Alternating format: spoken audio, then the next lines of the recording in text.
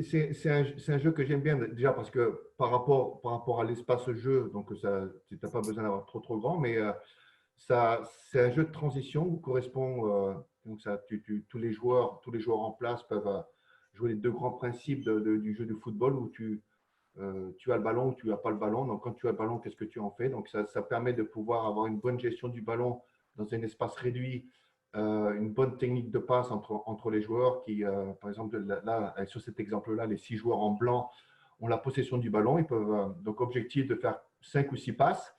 Ensuite, de pouvoir passer le ballon à l'équipe jaune. S'ils font ça, donc ils peuvent marquer un point. Objectif de l'équipe bleue, c'est de récupérer le ballon. S'ils récupèrent le ballon, l'équipe bleue, les 3 joueurs qui défendent les blancs, donc ils passent le ballon dans la zone centrale ou directement dans la zone avec l'équipe jaune. Et là, dans ces moments-là, trois joueurs de l'équipe blanc attaquent l'équipe jaune pour presser et récupérer le ballon. Et les 3 autres blancs viennent au milieu. Et puis les 3 bleus qui sont au milieu vont dans la zone. C'est un très bon jeu de transition parce que également ça permet de travailler pour cet exemple-là, l'équipe en blanc. S'ils perdent le ballon, comment ils vont réagir pour essayer de récupérer le ballon le plus rapidement possible pour ne pas donner l'opportunité aux joueurs bleus de passer le ballon soit au bleu au milieu, soit au jaune. Donc là, c'est un temps de réaction et de pouvoir, et c'est propre au jeu du football, puisque dans ces moments-là, à moins d'avoir vraiment des joueurs de très grande qualité technique et donc comme Barcelone ou Liverpool ou Manchester City, ce qui est un petit peu donc, des joueurs d'exception. Donc, quand tu regardes beaucoup de matchs, la possession du ballon ou la patte du ballon, c'est presque non-stop. Je ne vais pas dire que c'est du ping-pong, mais c'est souvent. Donc, pour pouvoir aider les joueurs à comprendre ces moments de transition, ces petits jeux-là, pour moi, sont super. Donc, celui-là, j'aime bien. Il y a aussi le jeu 3 contre 3 plus 3. Et c'est la même mentalité, c'est de pouvoir agir et de pouvoir posséder le ballon et ne pas perdre le ballon même si tu es sous pression. Et quand tu gagnes le ballon, c'est de pouvoir en faire quelque chose. Le principe aussi pour ça, c'est par exemple ces trois joueurs bleus.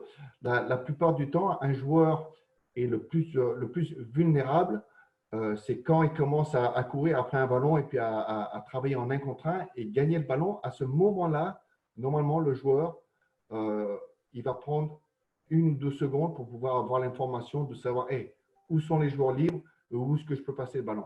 Donc, c'est là où le joueur est le plus vulnérable. Donc, c'est pour l'équipe blanche, par exemple, s'ils perdent le ballon, c'est là où ils doivent réagir le plus rapidement possible pour récupérer ce ballon-là.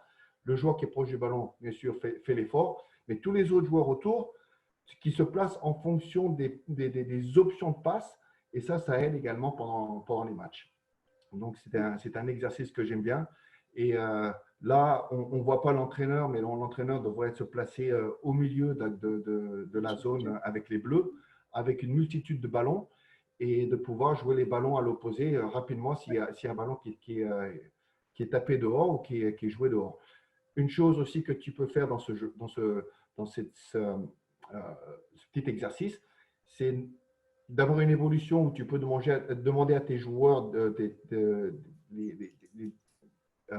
les défenseurs, de pouvoir sortir le ballon en dehors de l'aire de jeu.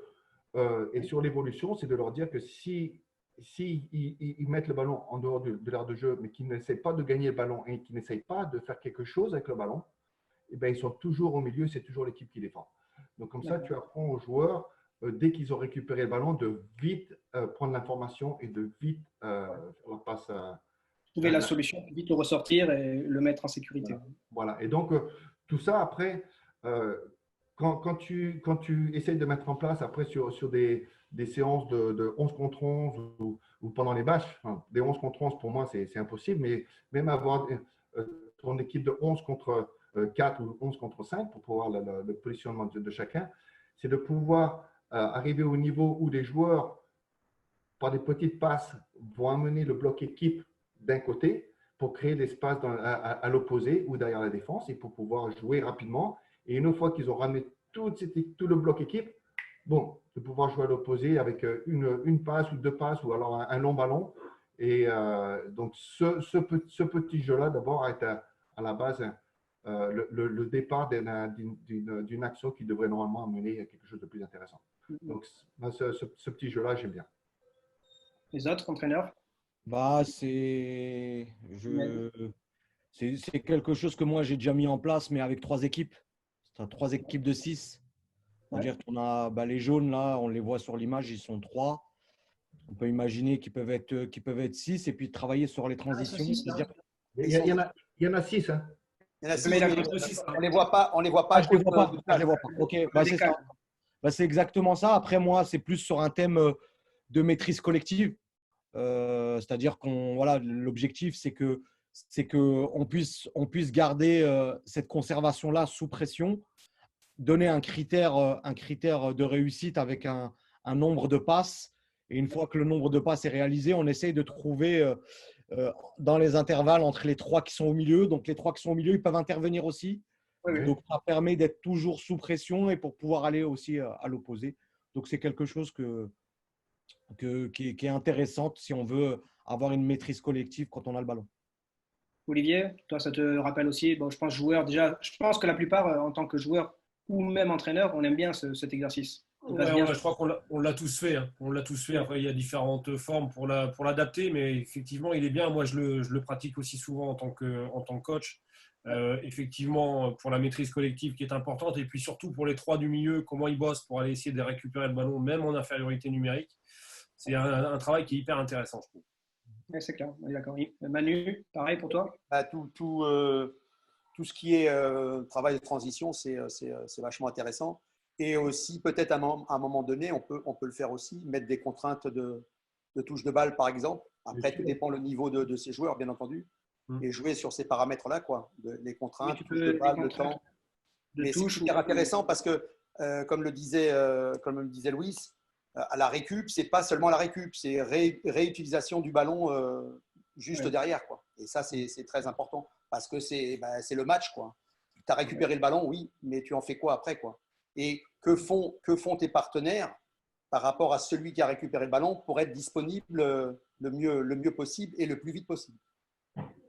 Pour adapter ça donc à toutes les catégories, après, ils peuvent jouer sur les dimensions qui permettent de sécuriser un peu plus la technique. Ceux qui sont plus maladroits, on agrandit un peu plus les zones. Et plus on est adroit et plus l'équipe maîtrise, plus on le resserre pour donner de la vivacité et moins de touches de balle. Donc, c'est faisable à toutes les catégories sans problème.